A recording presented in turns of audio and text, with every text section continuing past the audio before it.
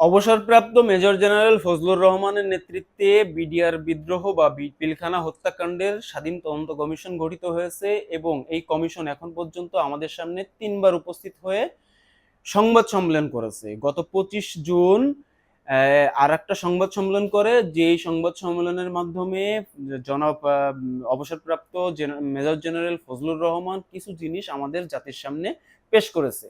তার ভিতরে উনি কয়েকটা চূড়ান্ত কথা বলেছে, যে কথাগুলোর ভিতরে এমন ছিল যে এই যে হত্যাকাণ্ডটা ছিল এটা ছিল প্রি প্ল্যান্ড, অর্থাৎ এটা বহুদিন ধরে প্ল্যান করে মূলত 2009 সালের 25শে ফেব্রুয়ারি এই ঘটনাটা ঘটানো হয়। 2 নম্বর যে তথ্যটা উনি আমাদের সামনে দিয়েছে, সেই তথ্যটা উনি বলার চেষ্টা করেছে যে এই যে হত্যাকাণ্ডটা হয়েছিল এই হত্যাকাণ্ডের ভিতরে রাজনৈতিক নেতাকর্মীদের সংশ্লিষ্টতা ছিল, অর্থাৎ তৎকালীন যে রাজনৈতিক গোষ্ঠী দেশ পরিচালনা করতেছিল তাদের যে নেতাকর্মী তাদের একটা অংশ এই হত্যাকাণ্ডের ভিতরে অংশ নিয়েছিল।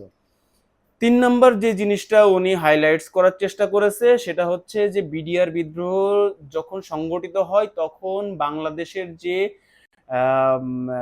ডিফেন্স বা সেনাবাহিনী, অন্যদিকে সরকার, এদের একটা নিশ্চুপ বা চুপচাপ থাকার একটা নীতি ছিল, যে নীতিটা আসলে এই হত্যাকাণ্ডকে ত্বরান্বিত করেছে বা এটাকে পরিচালনা করতে সহায়তা করেছে। 4 নম্বর যে জিনিসটা উনি সামনে আসার চেষ্টা করেছে সেটা হচ্ছে মিডিয়া এই বিডিআর বিদ্রোহটাকে অন্যভাবে, অর্থাৎ এটাকে মডিফাই করে বিভ্রান্তিকর তথ্য জনগণের সামনে পেশ করেছিল, যে তথ্যটা বিডিআর বিদ্রোহের সময় পিলখানার ভিতরেও ছড়িয়ে পড়ে এবং সেই জওয়ানরা এই হত্যাযজ্ঞে আরো উন্মাদ হয়ে ওঠে। দেখুন, যে তথ্যগুলো সামনে এসেছে এই তথ্যগুলো আসলে খুব পর্যাপ্ত না জনগণের জন্য, কারণ এই যে যখন স্বাধীন কমিশন একটা প্রক্রিয়াধীন অবস্থায় থাকে সেই কমিশন কখনোই সম্পূর্ণ তথ্য বা আংশিক তথ্য জনগণের সামনে পেশ করতে পারে না, কারণ এটা তদন্তাধীন অবস্থায় রয়েছে। তবে উনি যে পরিমাণ তথ্য এখন পর্যন্ত জনগণের সামনে দিয়েছে সে তথ্য থেকে আমরা বুঝতে পারতেছি যে এই বিদ্রোহ বা এই যে হত্যাযজ্ঞ এটা আসলে প্রি প্ল্যান ছিল, অর্থাৎ এটা পূর্ব পরিকল্পিত ছিল।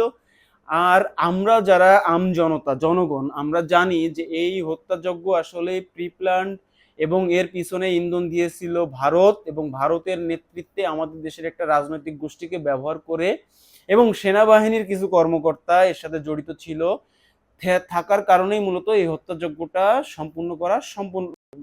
তারা সফল হয়েছিল, সম্পূর্ণ করতে পেরেছিল। দেখুন, এই যে পিলখানা হত্যাকাণ্ড, এই হত্যাকাণ্ডের মাস্টার মাইন্ড মূলত ভারত, এটা আমি আপনাদের সামনে ক্লিয়ার করে দিচ্ছি। 2001 সালে এখন যে স্বাধীন তদন্ত কমিশনের যে প্রধান মেজর জেনারেল ফজলুর রহমান, এই ভদ্রলোকের অধীনেই তখন বিডিআর এর একটা ইউনিট বিএসএফ এর বিরুদ্ধে যুদ্ধ পরিচালনা করে, যেখানে বিএসএফ শোচনীয়ভাবে পরাজিত হয়।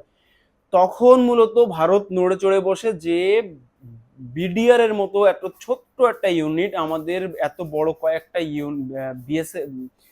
বিএসএফ এর এত বড় বড় ইউনিট থাকা সত্ত্বেও তাদেরকে কিভাবে পরাজিত করলো। তখন থেকেই মূলত ভারত এই প্ল্যান করে রেখেছিল যে যখনই সুযোগ পাবে তখনই তারা বিডিআর এর ভিতরে এমন কিছু ঘটাবে যার ভিতর দিয়ে বিডিআর কে দুর্বল করা যায়, যাতে বিডিআর কখনোই ভারতের বিএসএফ এর এগেনস্টে যুদ্ধ পরিচালনা করার সাহস না পায়। দেখুন, 2004 সালে মূলত আমেরিকা ষড়যন্ত্র করতে থাকে যে বাংলাদেশের যে বিএনপি গভর্নমেন্ট আছে এই গভর্নমেন্টকে ফেলাই দিয়ে নতুন একটা সরকার ন্যস্ত হবে, যার ফলশ্রুতিতে 2006 সালের পরে আমাদের দেশে সেনা শাসন আবির্ভূত হয় এবং 111 মতো একটা শব্দের সাথে আমরা পরিচিত হয়, যেখানে -2 ফর্মুলা প্রয়োগ করা হয়েছিল, যদিও সেটা সফল হয়নি। পরবর্তীতে ভারত বাংলাদেশের সেনাবাহিনীর একটা অংশ এবং বাংলাদেশের সুশীল সমাজের একটা অংশ সম্মিলিতভাবে শেখ হাসিনাকে ক্ষমতায় বসায়, যে নির্বাচনটা ছিল মূলত সাজানো বা পাতানো। এই নির্বাচনের মাধ্যমে শেখ হাসিনা যখন ক্ষমতায় আসে তার ঠিক 1 মাস পরেই মূলত এই বিডিআর বিদ্রোহ বা বিডিআর এর যে হত্যাকাণ্ড সেই হত্যাকাণ্ড সংগঠিত হয়। এবং সেই সময়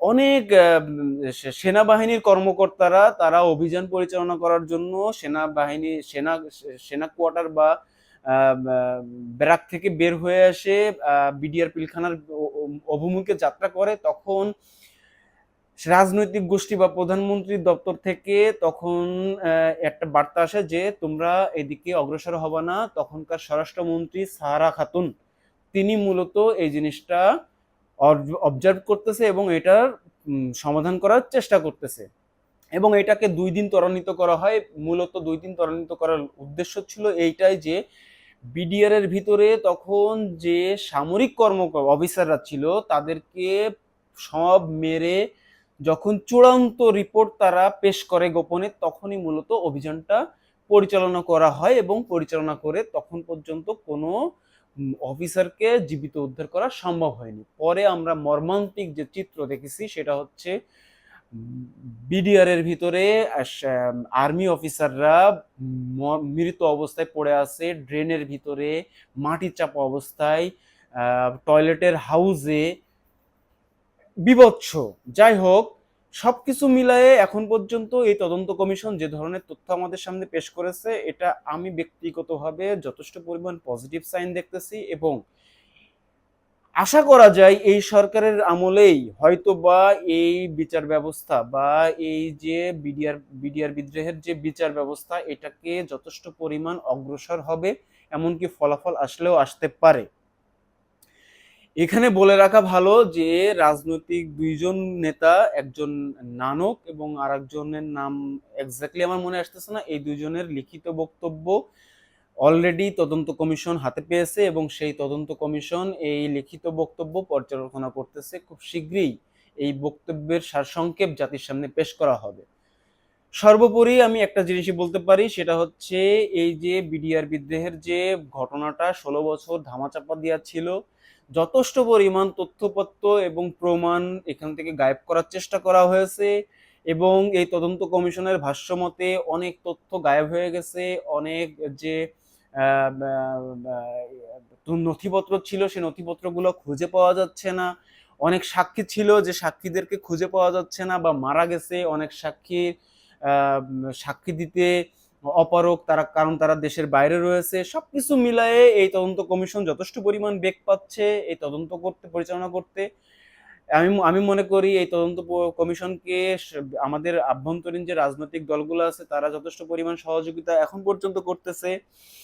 সেনাবাহিনী প্রথম দিকে এটার বিরোধিতা করেছিল। আপনারা জানেন যে ভারতের বিক্রম মিস্ত্রি বাংলাদেশের ঢাকায় একটা সফরে আসছিল, সেই সফরে উনি গোপনে সেনাবাহিনীর প্রধানের সাথে একটা মিটিং করে। সেই মিটিং এর কিছুদিন পরে সেনাবাহিনীর প্রধান একটা বক্তব্য মিডিয়ার সামনে এসে বলে যে এই বিদ্রোহ বা এই হত্যাকাণ্ডের সাথে সামরিক বাহিনী কোনোভাবে জড়িত না, এটা নিয়ে আর কোনো কথা হবে না, এখানে ফুল স্টপ। বা এই কথার ভিতর দিয়েই উনি একটা জিনিস বোঝানো বা বার্তা দেওয়ার চেষ্টা করেছিল বাংলাদেশ সরকারকে যে আমার কথাটা হচ্ছে, এই কথাটার মানে এই যে এখানে ফুল স্টপ করতে হবে, অর্থাৎ এখানে কোনো তদন্ত হওয়া যাবে না, এটা কোনো বিচার করা যাবে না। কারণ আমরা সবাই জানি যদি এই বিচারটা একটা সময় শুরু হয় এবং এই বিচারের যে তথ্য বা এই যে ঘটনার যে তথ্যগুলো যদি সামনে আসে, তাহলে 3টা জিনিস আমাদের সামনে আসবে। 1 নম্বর হচ্ছে বাংলাদেশ সেনাবাহিনীর কিছু কর্মকর্তার বা বাংলাদেশ গোয়েন্দা বাহিনীর যে কিছু কর্মকর্তার বিতর্কিত কর্মকাণ্ড, রাজনৈতিক কিছু রাজনৈতিক কর্মী বা রাজনৈতিক নেতাদের কিছু বিতর্কিত কর্মকাণ্ড।